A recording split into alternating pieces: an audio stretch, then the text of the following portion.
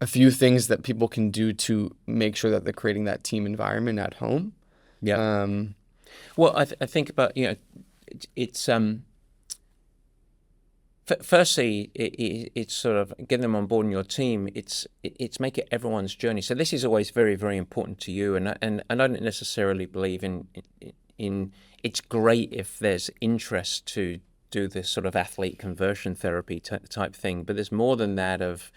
It's actually something that's really additive, and it comes. We talked a lot about balance before, and how much we don't like the word balance because it makes it sound like some utopian, thing that is always perfectly there. There are times in the year when if you choose to do a really important event to you, and we're using Ironman as the example, that you are going to need intentional focus, that maybe some other areas might take not a backseat, but might take less of your focus. And family is a part of that, and work to a certain point, but you obviously need to be careful with that. But that means if you're going to achieve balance over the course of a year, which is a good thing, that you need to therefore have times that you don't just turn your back on this in the same way as you don't turn your back on your family when you're getting ready for a race, but you really invest, that's the word, you really invest in your family, and you absolutely let the training side of it be way more supportive. And that's over the course of the time that you start to build into like more harmony, more team. And then the other thing that I would say as well is that ensure that beyond the side of it, like not riding long every week, etc., but also choosing opportunities and events that are really enjoyable for the family to go to. So there's two ways to go. Do you choose your racing calendar where there's 2 or 3 events that are easy hits for you, that you go alone, and that's great, but there are other ones that are really good where kids and husband want to join you there, or kids and wife want to join you there, whatever it might be. And I think that's really valuable. We just had, we have countless people, and you saw this in Kona, that go away to the training camp, but bring partners and spouses. And then we tie those together so that it's, Panos, recent guest on the show here, his wife, Helen, she's like, I'm coming every year. Like, this is, we're lifers. This is fantastic. And that's about that. That's because it's a really joyous thing, something to share, I think. Yeah. What do you think on that? I think on a practical level, a few things I would add on the topic of Valentine's Day is,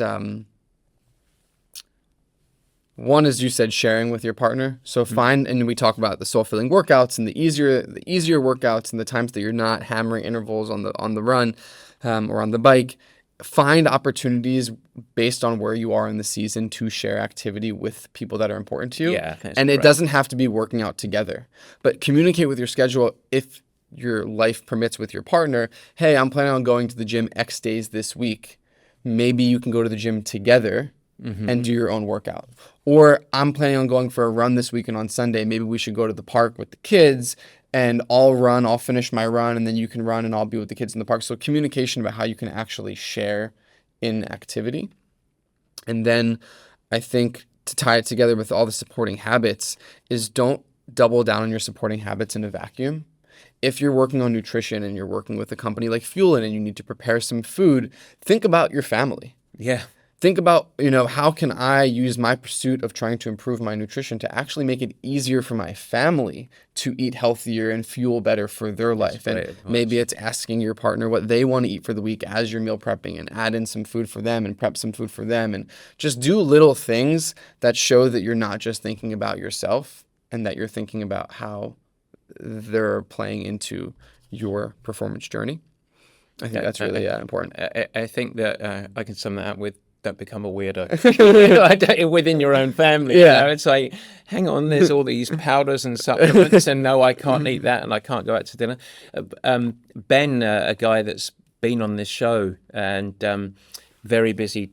He's got young kids, very busy executives, lives over in London. He does a lot of stuff where he lives in central London, but he'll go and do his long run. He's training for the London Marathon at the moment. He'll go and do his long run, but he'll run sort of on the fringes of London out to a really nice village somewhere. and he'll meet his wife and his kids. They'll have a pub lunch. They'll go for either a play in the park, and they'll play soccer off. But it becomes a family outing, and they just get there. So that's how they do their Sundays, and so like a little bit of point to point. But they'll choose somewhere that they haven't been before, and it's like so it's not just Ben's off again. I'll see him in 2 hours. And I think that's a great way to think about it.